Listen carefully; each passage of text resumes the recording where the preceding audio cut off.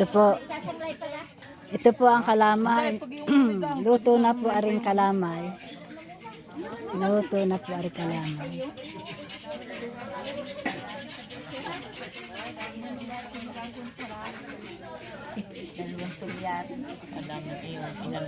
Medyo patapos na po ang aming pagsasuman. Ang ginagawa lamang po doon sa isang umpukang yun ng mga babae ay talaker. Alam ganin yung talaker, yun ay yun ay pangsabit sa mga ninong at ninang. Pangsabit po. Parang tataling tamali.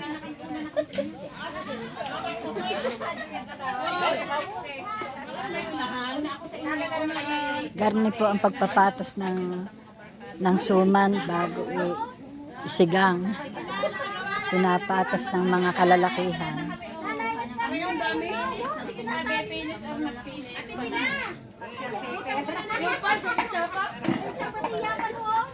Talaga po dito sa Batangas ito ang kararanan ng may mga magagastos po. Hindi magpapasuman, magpapagawa ng kalamay, magpapagawa ng tamales. Talaga pong marami ang nahirapan, dadalwa po ang masasarapan.